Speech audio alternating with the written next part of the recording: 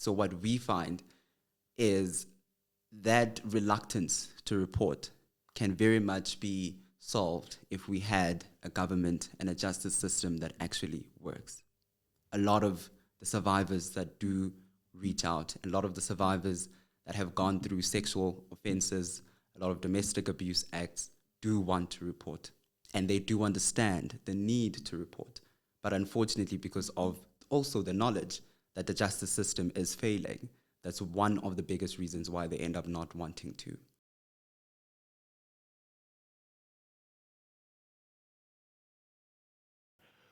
Welcome back to Born Free. Today we're having a very intense conversation, a serious conversation, a necessary conversation. And we want to handle it with a great deal of sensitivity, a great deal of certainty, but also a great deal of transparency. There'll be a lot of learning, there'll be a lot of conversation, and we might get things wrong. Please feel free to share your thoughts, share your opinions as we have this conversation. My name's Khumo Kumalo. Today I'm here with my co-host Otsile Nkadimeng. How are you doing today? I'm good. And today we're sitting here with Michael from the Tears Foundation. How are you doing today? I'm well, thank you. How are you? No, I'm doing very well. I think I want to start this conversation right at its core, right at where South Africa, I think, tends to drop the ball, because today we're speaking about gender-based violence. The recent rise of the Cwecwe case on social media and what that's done for discourse, what that's done for the conversation. In a sad way, South Africa continues to go through waves of these protests, continues to go through waves of these conversations. And I think in some part I want to start there because I think it's part of the problem. Yeah. South Africa is a very reactionary country. We only get behind things when things become trendy. We only get behind things when the conversation seems relevant to us, when Instagram seems like it's going to be willing to take that conversation.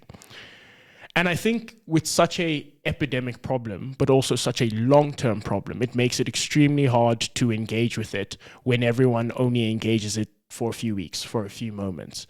And from the Tears Foundation point of view, firstly, can you tell us what you do? But secondly, can you express more to what harm comes as a result of that reactionary measure? The fact that we only pick up our phones when it becomes trendy. The fact that we miss so many cases and we miss so many important moments in other people's lives, in victims' lives, and in the stories that they want to tell and how they want to exist as people. Yeah. So I'm from the Tears Foundation, that is Transform Education about rape and sexual abuse. We are South Africa's leading non-governmental organization that aims to aid and assist and guide, but most importantly, support all survivors of gender-based violence, domestic, sexual, and child abuse. So we've been operating for over 10 years, and that has been our motto. We focused on making sure that the survivor receives the correct amount of support from the time of their crisis situation and the incident that happened to them, up until a point where we can safely say that they are fully integrated and they have become, once again, a fully functioning human being.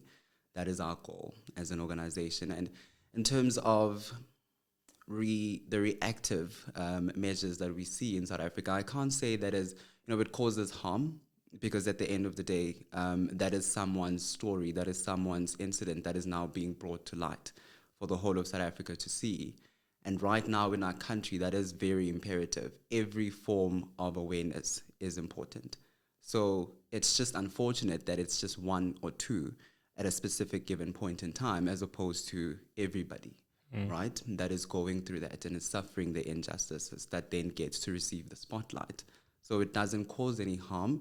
But it would be great if we could find more preventative strategies so as to ensure that we don't even have to only have conversations when the media has now picked up on it, but we are actually making sure that we have measures in place to ensure everybody's safety.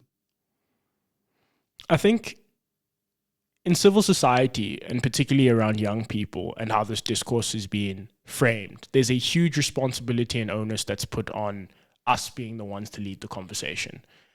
There's a huge responsibility on us having the conversation with our friends, and especially if you come from the spaces that we've come from, boys' schools, you quickly establish the ideas of locker room culture. You quickly establish the ideas of toxic masculinity, ideas that, firstly, one, I don't necessarily think are accepted by a lot of people, and I think that in and of itself is its own controversy in terms of how men and women frame this conversation and how they find safety and validity in their own communities.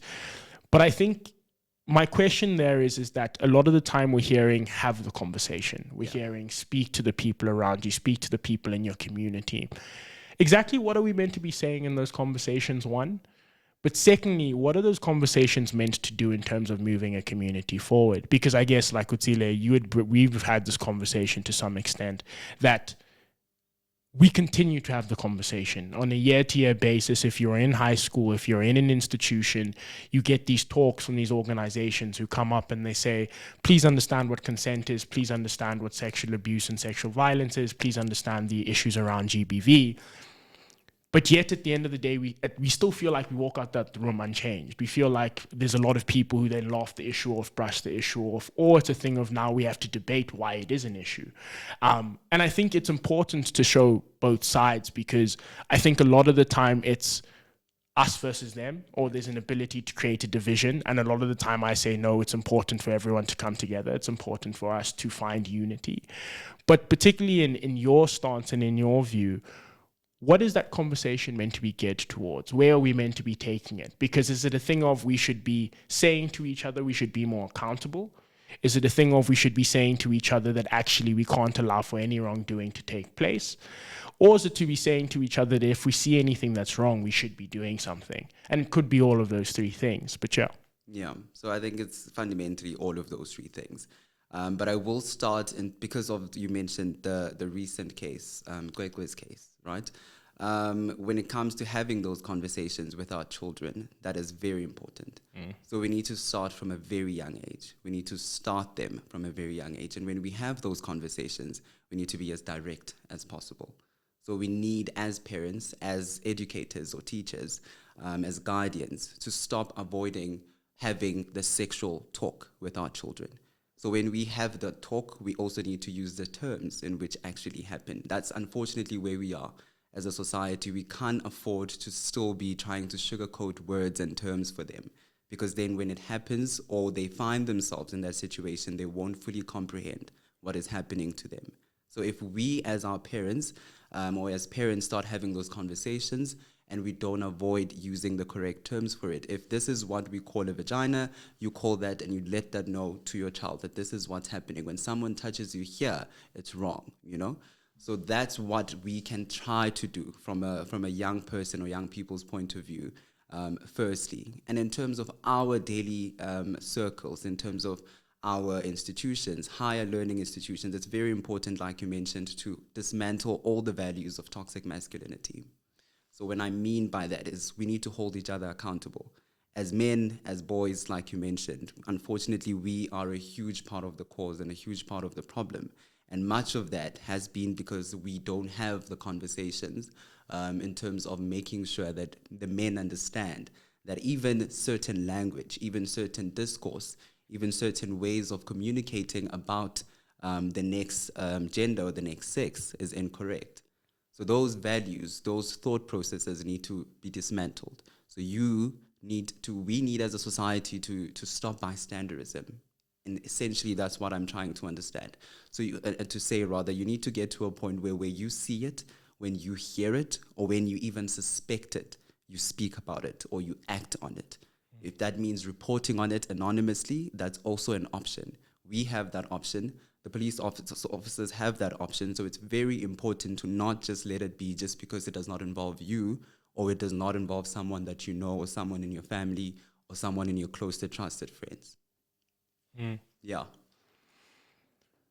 I think an interesting thing that's been developing is, and over the last 2 or 3 years, especially from a young masculine or young youth development, men development point of view, is that we've been seeing the rise of the manosphere, right? The rise of Andrew Tate, the rise of Donald Trump, the rise of... Red pill content. Yes, red pill content as it's been framed. And in South Africa, that comes with a great deal of fear because, as we know, the lines are blurred unnecessarily. And when we hear a lot of these conversations, particularly from Andrew Tate, who use religion and conservatism as a means of gaining ownership over women, as a means of degrading women's position in society, as a means of saying that actually, no, he's justified in what he's saying because it's written in culture, it's encoded in the books, it's encoded in narratives that live around them.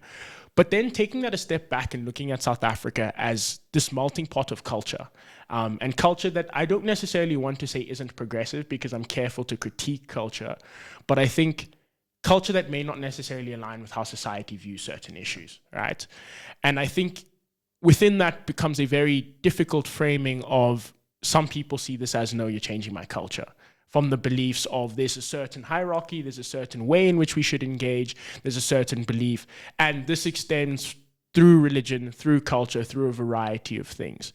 And when we talk about dismantling a specific culture, dismantling norms in South Africa, it seems like there's a very core and hot conversation that needs to happen that isn't necessarily happening.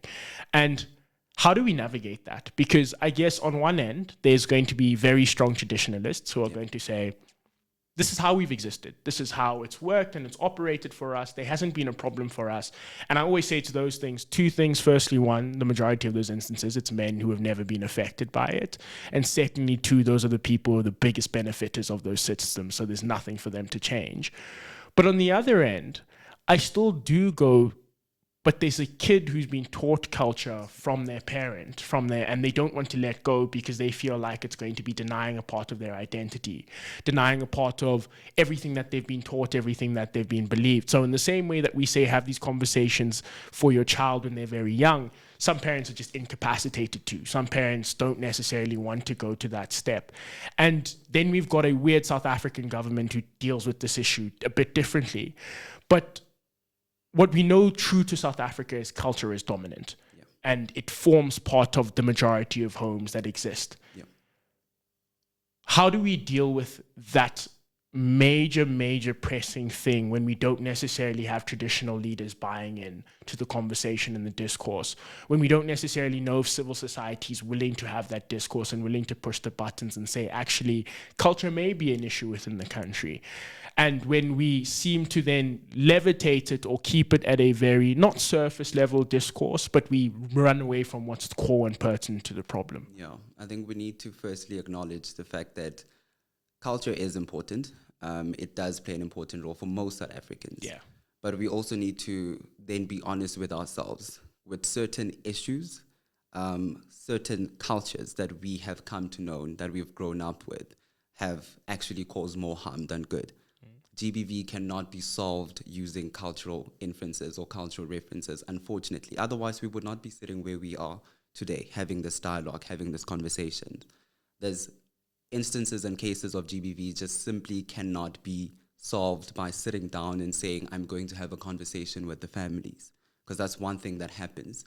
Someone is being physically abused, and you try to advise them and guide them through the legal processes, and they tell you, no, we will talk about it as a family, right? We are going to call the uncles, we're going to call the aunts, and we're going to have a meeting, a family meeting, to try and resolve this so I can go back to the very perpetrator that is causing me harm. That's culture working against you, not for you. That is no way of solving gender-based violence or abuse. That's mostly for the women. For the men, we still have the cultural inferences of a man is supposed to behave this way. If you're a man, you're supposed to be strong, you're supposed to wear the pants in the household, you're supposed to be the one that is dominant, right? And then you have men interpreting that as dominance being overpowering the next person. That's a cultural inference, once again, working against you. So we need to realize and identify all of these ways in which our own culture seems to be hurting us and not actually working us and progressing us for the future, and in terms of actually ending gender-based violence. And when it comes to the children, I always say that it's important for us as parents, if we can't have the conversations, find somebody else that can do it for you. We as an organization have taken it upon ourselves to create a program that is dedicated for teachers and for parents that can teach our children and talk about all of the taboo conversations, but that still help children to make informed decisions about their lives at the end of the day. Because we do understand that sometimes the LO teacher does not want to talk about certain sexual inferences or sexual certain matters, right? So this program now tries to bridge that gap. And it's very important that we try find means of bridging that gap within all of GBV, so that we can, at the end of the day, make sure that we are working towards a more preventative rather than a reactive strategies and measures. No, I just wanted to hop in there because you're saying something that's very pertinent and that's been on my mind. But, I want to just pick up where Khumo had started his his second question, which was around this cultural war that's happening right now. I mean, the development fundamentally of these red pill type contents, the Andrew Tates, all of these gaining support, gaining a lot of influence amongst young men, is that there's a problem of young men looking for new role models in the world. And these people seem to be filling that void and filling that gap and putting out all of these ideas that we here can agree are wrong. But in those environments, how do we begin to remove the walls, the Chinese walls that are built up in those environments? Because I'll speak from my experience, where I grew up, where the high school that I went to, it's a predominantly all-boys high school. Our LO teachers did talk to us about this, but ultimately, it's in one ear, out the next, because what do they know? I want to listen to the billionaire. I want to listen to someone who's living it up, someone who aspirationally I want to be at. As a society, what aren't we doing to get role models, people that other young men can look up to in South Africa, to speak up about the issues that are unfolding around gender-based violence in South Africa? I mean, I'm thinking right now with the Women for Change march that went to the union buildings. Yes. I felt that it was underwhelming, the amount of support from popular or at least well-known South African figures going there, speaking up, being present there, and just by the mere presence of them at that event, sparking this conversation and actually maybe having a bit more influence. Yeah. What can we do as a society? We need to realize that, sorry to cut you off, GBV is something that we do need to talk about. It's exactly what you're mentioning. We do, need a lot more men. We need a lot of more brave individuals who are willing to actually be in the front lines and say that I'm standing up against GBV. And when I say that, I don't mean, actually work in the field and wake up like we do every single day to try and work on cases or go to school and study psychology or social work. I just mean understanding that we have a problem as a country and that it is also up to us to partly do something, even if that means waking up to go and offer some court support to some survivor that is going to have their case stand in trial. That is important. That makes it different. If it means talking about it in whatever means or platform that you have on social media, that is also important. The more people see it, the more we can't ignore it. So I can't necessarily say that or control who anybody picks as a role model, but I do believe that the more people see it, the more they are inclined to gravitate towards that as well. And ultimately, they can see it as something to also aspire to in that sense. No, I fully agree. Fundamentally, just from the premise of, when you're there in that moment, your capacity to do something, saying something, or if you live perhaps in a place like maybe a complex building and at this specific hour, you always hear these specific types of noises, sounds of violence coming from your neighbors, just that act of being more involved plays a role. And I wanted you to say that just so people at their most fundamental level understand that it's on us. Yeah. It's those of us that are there at that moment that can make all the impact. Yeah. You never know when it's going to come knocking in your door. That's one thing I always say. So it's very important that you're not oblivious and that you don't think that you are immune to it. It can happen to you, it can happen to me, it can happen to your sister, brother, or even your parent or your child. So the minute you understand that this is a national problem that can affect anybody, rape knows no gender, it knows no race. So all of those things, you need to always be cognizant of it. And I do feel that if we start thinking about it like that, a lot more people will understand the need and the role in which they also have to play in helping us to stop the current pandemic. In South Africa, I think the word national crisis, national epidemic, as they put it, becomes very interesting when we look at the response by law enforcement and government, right? Because I don't know, I always find it so hard to then say the government is failing, but then at the same time have to rely on that system. And I think this is where, look, there's so much that I'll say this has never been my experience for me to rely on a system that doesn't protect me, doesn't look at me, doesn't see me for who I am. And I guess once again, it's those systems of culture that kind of express themselves, and police not necessarily taking domestic violence cases seriously or disregarding the extent to which individuals have gone through harm. And I mean, I guess the thing that's the most disheartening is like this is the second term Cyril Ramaphosa has had where there's been a major GBV case, and he's probably going to make another speech, make a commitment to improve, and the outcomes are going to be very lackluster. I want to walk a bit more into what you guys do at Tears, but also just to have an understanding for what these experiences actually look like. A lot of people attest to the policing system being the place that drops the ball, either as a result of there being a mismanagement of information that's necessary for a case to be prosecuted. As I was reading the other day, there's DNA backlogs. There's a wealth of issues that currently encompass South Africa's policing system, but also encompass the ability to ensure that everyone gets justice, that everyone can go through a legal case. But then there's the other side of the social pressure that just comes with putting up a legal case, with having to go through the court proceedings, having to go through sitting in court, having to look your perpetrator in the face and having to listen to their side of the story and hear them invalidate so much of what's happening. And I want to just ask, what's the importance of that first step? The importance of police getting it right, of holding victims? Because yes, we have pop culture like references for how these things are meant to work. And I think pop culture as well tends to mess up this conversation a great deal. But just explain to us, in terms of people who've never experienced this life, why is that first step considered the most important step? And how have police been dropping the ball, and what are the improvements that are being suggested that aren't necessarily being implemented, so that we can understand what that conversation is there? Yeah. So that first step is it's extremely important. It's exactly how you put it. We spoke about a survivor-centered point of view, and that's the one that we operate in at Tears. That first step is very important, because that's when you make that person who is calling in or reaching out to you feel as if you care, one, as if you want to help them, and if you care and can help them.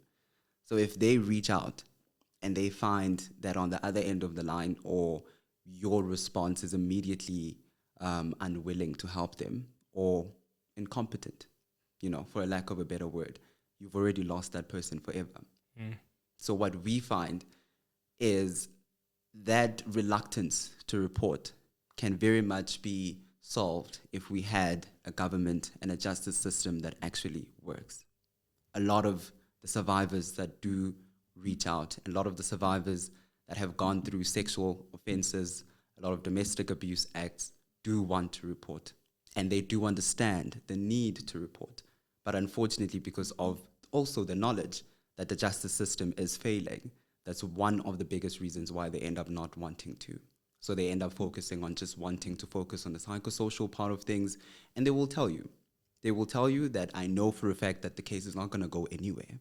No matter how much you try and convince them, no matter how much you try and see and make them see that we are here, we'll support you.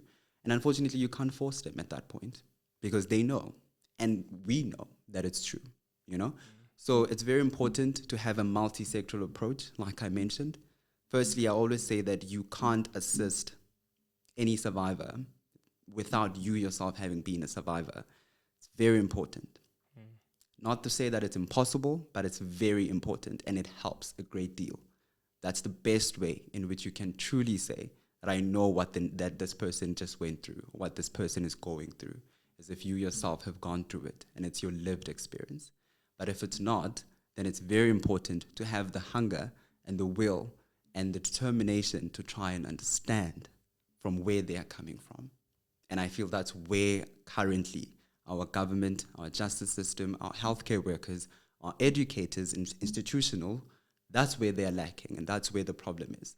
None of them are willing to try and bring themselves down to the level of NGOs who actually work with the survivors on a daily basis, so as to try and understand how to best deal with them with the correct amount of sensitivity that these such cases need and deserve. So that's where we need to be focusing on. We need to be coming together, but not just coming together in terms of resources, but coming together in terms of understanding exactly what this person needs. Because it doesn't make sense if you're going to try and offer somebody help, but that's not what they need at that point. So we have had the problem for the longest of time since I was growing up, since we're all here, where somebody tries to go and report and they're ridiculed for it, so they end up not reporting. Where police officers are sitting with high amounts of cases, or dockets go missing, information or evidence goes missing. You mentioned the current DNA backlog. That has been going on for years, but nothing is happening. You know, there's lack of resources in terms of shelters and safe houses where survivors can go. Those are all problems that are stemming from a point of people not understanding the correct amount of sensitivity of GBV and abuse and how to treat it. Yeah.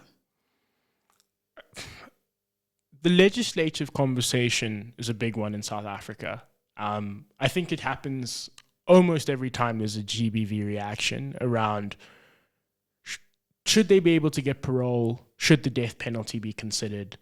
And that's one approach to it. The other approach that I'm hearing is very much meeting victims at where they are. Yeah. Very much speaking truthfully to what they need, fulfilling their needs, and ensuring that they find the best resolve over what's happened. I'm very curious to hear what's the pushback, if you're aware, from the South African government for why we haven't taken that approach.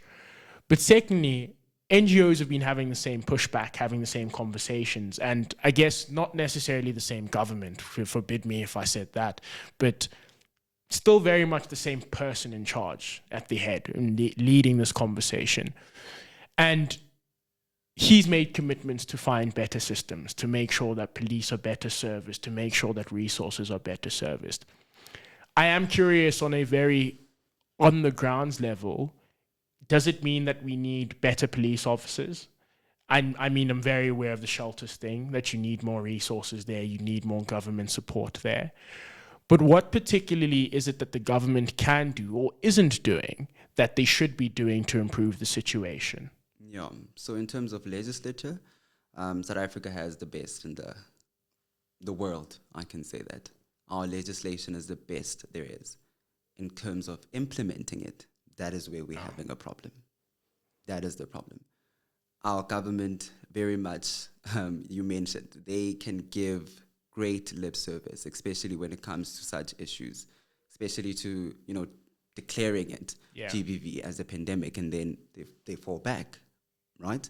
Then no one is actually doing the work. When you call the GBV hotline, no one answers at some point. That was the case.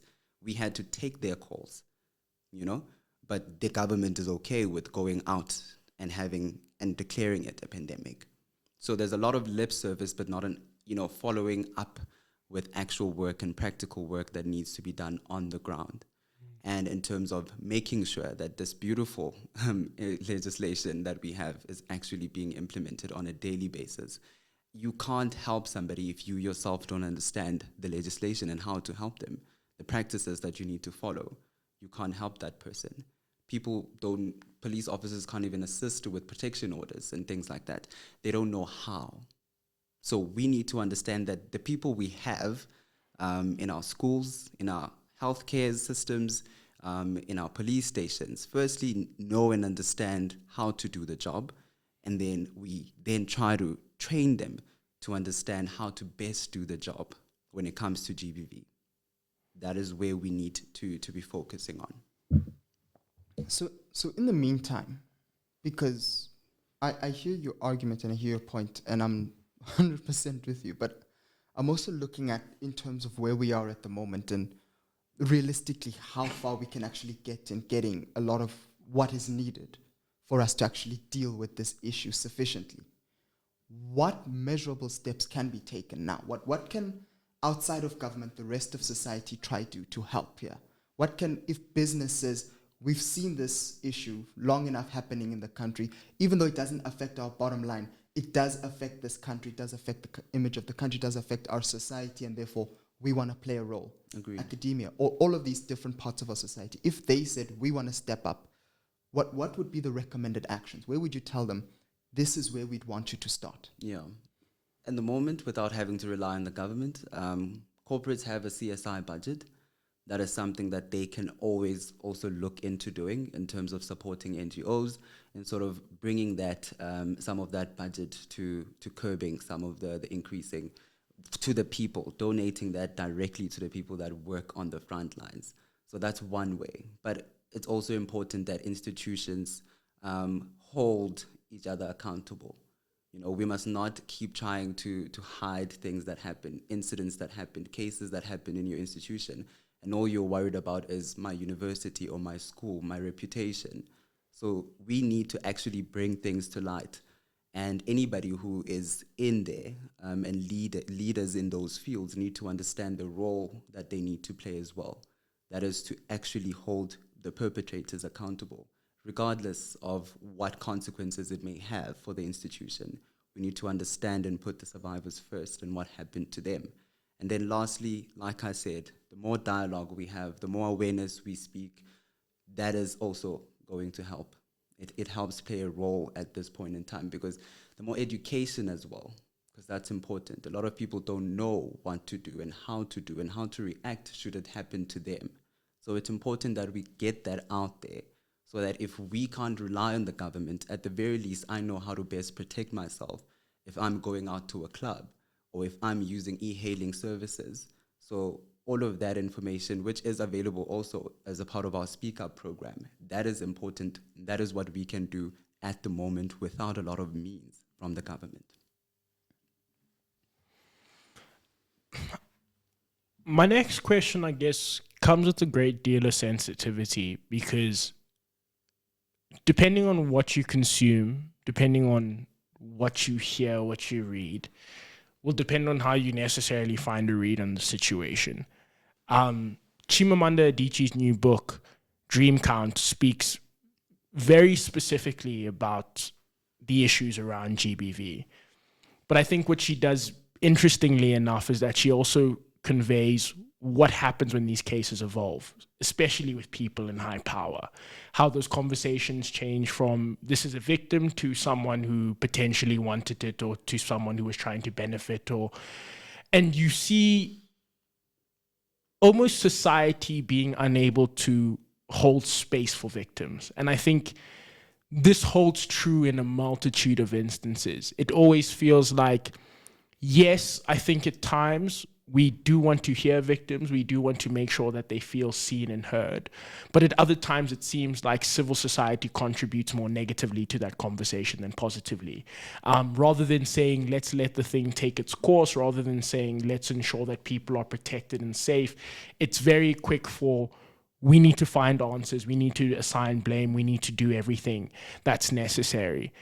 And I think it's interesting that you say institutions being called out. That's a very important thing, and how institutions actually do play the facade of we want social justice.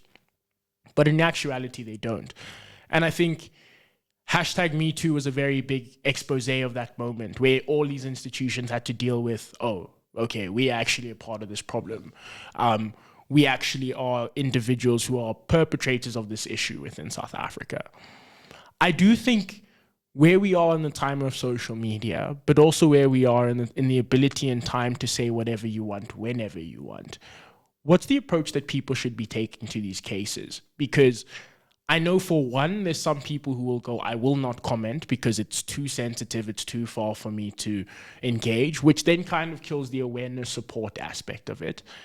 On the other end of it, then you have people who will say, I will comment, and I'll comment what my thoughts are, and I will freely tell you what my opinion is about who's wrong, who did what. And that doesn't help anything for justice, because now you're just adding more issues to where issues are already very pertinent and prevalent.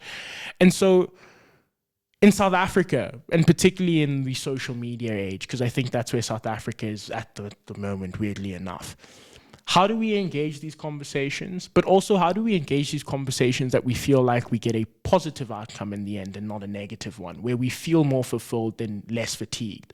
Because it feels like at the moment, the reluctancy around the conversation is people going like, yo, but we've been having this conversation and we've been dealing with this. And some people will even go, yo, I'm tired of being labeled as X, or I'm tired of being labeled as Y, or I'm tired of having to deal with, I don't feel like I'm that label, but I'm accepting it. Or somebody else going like, this is truly my experience, but I don't feel like I can use it because I feel like it might be taken away from me. It seems like people no longer have control over their narrative, over their conversation, over their story. And it seems like as a result of that, it also makes it very hard for people to engage the narrative, to engage the story. And so when South Africans hear about these cases, when South Africans want to engage these cases and be of support, what should that actually look like? What should that actually be to ensure that we're not necessarily taking away from the victim's voice, but adding to it and empowering it? Yeah. So I can say that most of the time where you've seen South Africans react on Twitter, or on X rather, or anywhere else, on any other social media platform, it has come from a point of where they're fed up, where they're not receiving the outcomes that should be happening in their minds. And yes, at times it does get lost in translation. A lot of opinions end up now getting mixed up because we're not going to always agree. But fundamentally, I always say it's because there's been a problem somewhere, and there's been incompetence somewhere, somehow, either with the justice system, the healthcare worker, or injustice to the survivor itself. And people are seeing it, but not only are they seeing it, they are feeling it. And that's why they react. So it's once again, we need to go back then to the drawing board in terms of allowing the justice system to do its course and the law to play its course. That is very important.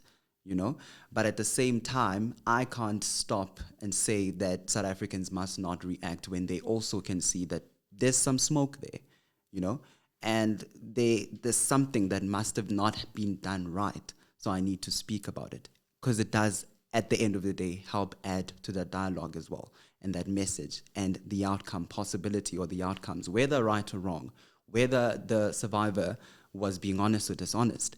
All of that does, at the end of the day, come to light based off of them reacting and speaking up and speaking out. So I can't say that's wrong, but it is at the same time always important to allow the law to take its course. But that's also if the people that are actually handling the cases are competent enough to do so, and are trustworthy enough to do so. So it's a catch-22, but it is very much important to allow the law to do its thing. But at the same time, South Africans need to speak up when they see that there's something that is not right.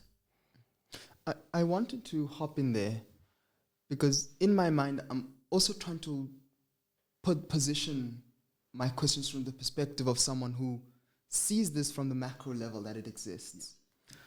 But from a micro level, if it's happening within their environment, either to a friend or a peer at school, they feel almost as if they want to run away from the situation because they don't know how to effectively deal with it. In terms of how do I offer support to someone who I suspect or I know to be a survivor? Because we see the issues at the macro level that they exist, but I'm trying to think interpersonally now. If I'm in this situation and in this environment and a friend of mine is aware of it, what type of support would I want from them? What type of support would I need from them? I understand the psychological support or psychosocial support that exists, which unfortunately the majority of it happens private. It doesn't happen with social workers, doesn't happen with government-offered services because those just aren't sufficient to the task and they're overwhelmed. But if I'm in the environment of someone who's in this situation, what do I do? Yeah. How do I help? So it's very important, one, to not judge, right? That person is already going through a traumatic experience, if I may say so, from what I'm understanding you asking. So it's important to not judge that person. But at the same time, if you yourself feel you're not fully equipped with the tools to best help and assist them, all you can do is offer them accurate understanding and listening, and non-judgment, and thereafter direct them to the correct resources.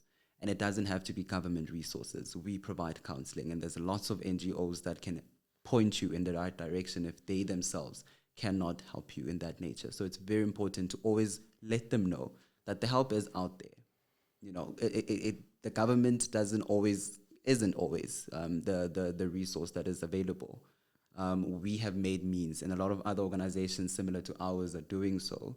So it's important for that person in that point in time to understand that they are not alone, and that there is help, and there's people that can actually help them with the right amount of sensitivity that they deserve and need at that point in time. And you can help point them in that direction. And like I said, the best way you can do that is if you yourself are knowledgeable enough and have educated yourself as to how to deal and where to go. Yeah. In closing, what I do want to ask, and I think we've spoken about it to some length, we've touched on it here and there.